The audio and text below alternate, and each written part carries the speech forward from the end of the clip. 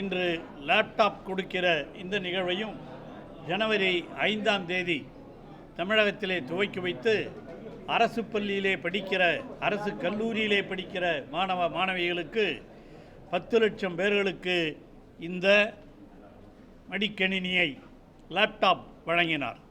இந்த லேப்டாப் மடிக்கணினி வழங்குவதன் மூலமாக பொதுத் தேர்வுகளிலே, போட்டித் தேர்வுகளிலே மாணவர்கள் வெற்றி பெறுவதற்கு தாங்கள் படிக்கிற பொழுதே அவர்களை தயார்படுத்திக் கொள்ள வேண்டும் என்ற நிலையில்தான் தமிழக முதலமைச்சர் அவர்கள் இந்த திட்டத்தை அறிவித்து இன்று அரசு கல்லூரிகளிலே இருந்த 10 லட்சம் மாணவ மாணவியர்களுக்கு இந்த மடிக்கணினியை வழங்கியிருக்கிறார். அதே அடிப்படையில்தான் இன்று 2ஆம் கட்டமாக அரசு கல்லூரிகளிலே படிப்பவர்களுக்கு மட்டுமல்ல, தனியார் கல்லூரிகளிலே படிப்பவர்களும் இதை பெற வேண்டும் என்ற உணர்வோடு தான் இன்று தனியார் கல்லூரிகளிலே படிக்கிற மாணவ மாணவியர்களுக்கு 2ஆம் கட்டமாக இந்த மடிக்கணினி வழங்குகிற திட்டத்தையும் தமிழக முதல்வர் அவர்கள் துவக்கி வைத்திருக்கிறார்கள். இந்த 2ஆம் கட்டத்தில் இந்த விழுப்புரம் மாவட்டத்தில் மட்டும் 5499 மடிக்கணினிகள் வழங்கப்படவிருக்கின்றன.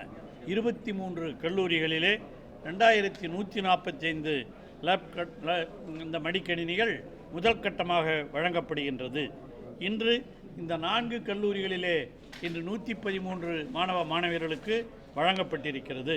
மீதமுள்ள மாணவர்களுக்கும் அடுத்த கட்டமாக நம்முடைய மாவட்டத்திலே வழங்கப்படும் என்பதை நான் உங்களுக்கு மகிழ்ச்சியோடு தெரிவித்துக் கொள்கிறேன். நான் முன்பே சொன்னதைப் போல கல்வி வளர வேண்டும் என்பதற்காக தமிழ் புதல்வன் புதுமைப்பெண் திட்டத்தின் மூலமாக தமிழக முதலமைச்சர் அவர்கள் கல்வியும் விளையாட்டும் வளர வேண்டும் என்ற உணர்வோடு இதை நடத்தி கொண்டிருக்கிறார்கள். விளையாட்டுப் போட்டிகளையும் நடத்தி கொண்டு தமிழகம் முழுவதும் இன்று இந்த பொங்கல் திருநாள் என்ற அடிப்படையிலே அரசு தரப்பிலேயே விளையாட்டுப் போட்டிகளையும் நடத்தி நம்முடைய கலாச்சார விளையாட்டுகளான பல்வேறு விளையாட்டுகள், நாமெல்லாம் இப்போ சடுகுடுன்னு சொல்லுவோம், கபடி அந்த போன்ற போட்டிகளாக இருந்தாலும் மற்ற போட்டிகளாக இருந்தாலும் அந்த பாரம்பரிய போட்டிகளை நடத்தி அதில் மூலமாக ஒன்றிய அளவிலே நடத்தி, பிறகு தாலுக்கா அளவிலே நடத்தி, அதற்கு பிறகு மாநில அளவிலேயும் நடத்தி அவர்களுக்கு பரிசுகள் வழங்குவதற்காக முதலமைச்சர் அவர்கள் முடிவெடுத்து, துணை முதலமைச்சர் விளையாட்டுத்துறை அமைச்சராக இருக்கிற துணை முதலமைச்சர் அவர்களும் இதற்கான எல்லா நடவடிக்கைகளையும் எடுத்து இன்று செய்து கொண்டிருக்கிறார்கள்.